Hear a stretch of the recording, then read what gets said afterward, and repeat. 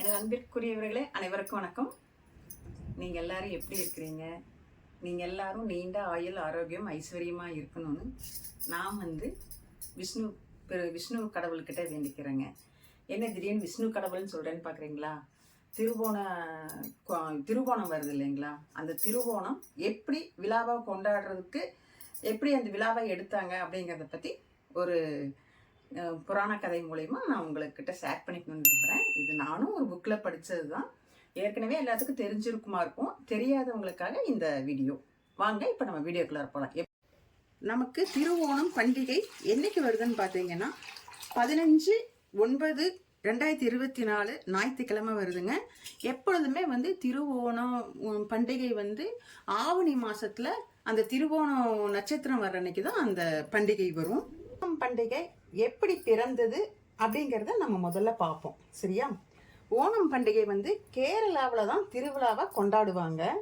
இப்போ தென்னிந்தியாவில் பரவலாக எல்லாருமே கொண்டாடுறத நம்ம பார்க்குறோம், சரிங்களா? இப்போ எப்படி அந்த பண்டிகை கொண்டாடுறதுக்கு முதல் காரணம் என்ன அப்படிங்கிறத நம்ம பார்ப்போம். மகாவிஷ்ணு மகாபலி அப்படிங்கிற சக்கரவர்த்தி கிட்ட 3 அடி நிலம் கேட்டு அந்த மாதிரி அதுல நிலம் கேட்டு தானமாக பெற்ற அந்த நிகழ்வை வச்சுதான் அந்த ஓணம் பண்டிகை கொண்டாடுறாங்க. அது என்ன கதை அப்படிங்கிறத பார்த்துடலாம்.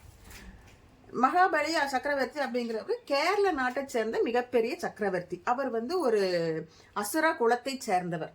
அசுர குலத்தை சேர்ந்தவர்னாலே தேவர்களை அழிக்கணும் அப்படின்னு தான் பார்ப்பாங்க. ஆனா அப்படியே அவர் அசுர குலத்தை சேர்ந்தவரா இருந்தாலுமே அவர் இந்த பிரகலாதன் அப்படின்னு சொல்லுவாங்க இல்லையா, அவருடைய வழியில வந்தவர். அப்போ அவர் மகாவிஷ்ணுவுடைய பக்தர். அவர் மகாவிஷ்ணுவுக்கும் அவர் பக்தரா இருக்கார். அசுரரா இருந்தாலுமே மகாவிஷ்ணுவுடைய பக்தர். அப்போ இவர் அந்த அசுரரா இருக்கிறதுனால தேவர்களை எல்லாம் அழிக்கணும் அப்படிங்கிற எண்ணமும் அவர் மனசுக்குள்ளார இருக்குது. அப்போ இவர் ஒரு பெரிய யாகம் பண்றார். பெரிய யாகம். அந்த யாகம் பண்ணும்போது அந்த யாகத்துல யாரெல்லாம் கலந்துக்கிறாங்களோ அவங்களுக்கு அவங்க கேட்கறத கொடுத்துடணும் அப்படின்னு சொல்லி அந்த மகாபலி சக்கரவர்த்தி முடிவெடுக்கிறார். அப்ப முடிவெடுக்கும் போது இவரு இங்க இந்திரன் அந்த யாகம் கரெக்டா நடந்துருச்சு, அது முறை பிரகாரம் நடந்துருச்சு அப்படின்னா இந்திரனுக்கு பதவியே போயிருமாமா. அந்த அளவுக்கு அந்த யாகம் முழுமை பெற்றுச்சுன்னா இவருக்கு பதவி போயிருமாமா. அந்த மாதிரி ஒரு நிலைமை இந்திரனுக்கு.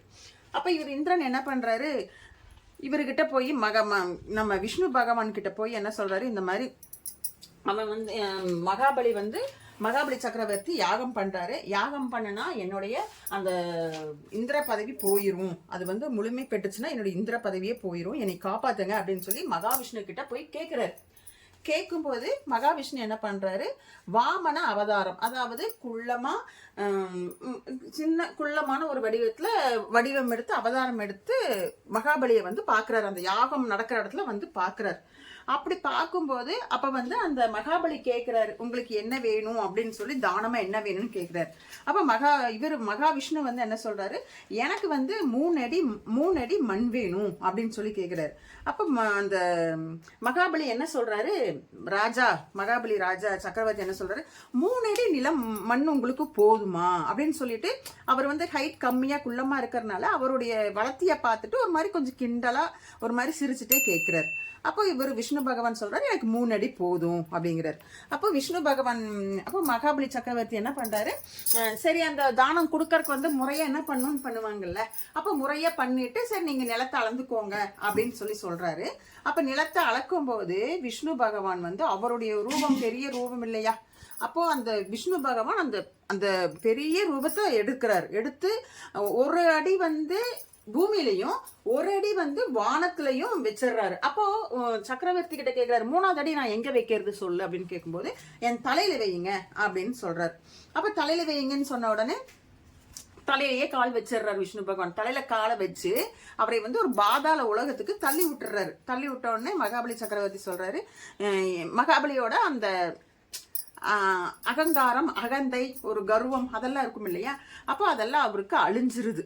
அழிஞ்சு அவர் கேட்குறாரு, நான் வந்து என்னுடைய மக்களை வந்து நான் வருஷத்தில் ஒரு தடவையாவது வந்து நான் போய் பார்க்கணும், அதுக்கு எனக்கு வந்து அனுமதி கொடுங்க அப்படின்னு சொல்லி கேட்கும்போது, அப்புறம் சரி அப்படியே ஆகட்டும் அப்படின்னு சொல்லி மகாவிஷ்ணு வந்து அவருக்கு வந்து வரம் கொடுத்துட்றாரு.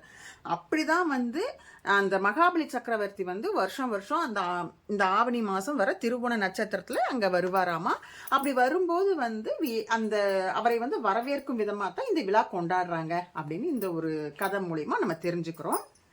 நிறைய பேத்துக்கு தெரிஞ்சிருக்கும்னு நினைக்கிறேன். தெரியாதவங்களுக்காக இந்த புக்கில் படித்த கதையை நான் சொல்லியிருக்கிறேன். தெரியாதவங்க தெரிஞ்சுக்கோங்க, சரிங்களா? இந்த மாதிரி தான் ஓணம் வந்து நிறைய கதைகள் இருக்குது. அதில் ஓணம் வந்து இந்த மாதிரி ஒரு கதை பிறந்திருக்குதுங்க. இந்த கதை வந்து கண்டிப்பாக உங்களுக்கெல்லாம் பிடிச்சிருக்கும்னு நினைக்கிறேன். பிடிச்சிருந்ததுன்னா எனக்கு ஒரு லைக் பண்ணுங்கள். அப்படியே ஷேர் பண்ணி பார்க்கணுன்னா பாருங்கள். நான் வந்து ஆன்மீக வீடியோ போட்டுட்ருக்கிறேன், சமையல் வீடியோ போட்டுட்ருக்கிறேன், வீலாக்ஸ் எல்லாமே போட்டுட்ருக்கிறேன் என்னோடய சேனலில். பார்க்கணும் அப்படின்னு விரும்புனீங்க, ஆசைப்பட்டீங்கன்னா என்னோடய கௌரிஸ்கோம் சேனலை சப்ஸ்கிரைப் பண்ணிவிட்டு பாருங்கள். நல்ல நல்ல வீடியோஸாக நான் உங்களுக்கு வந்து அடுத்தடுத்து கொடுப்பேன். நன்றி, வணக்கம். நான் வந்து உங்களைய அடுத்த வீடியோவில் பார்க்குறேங்க.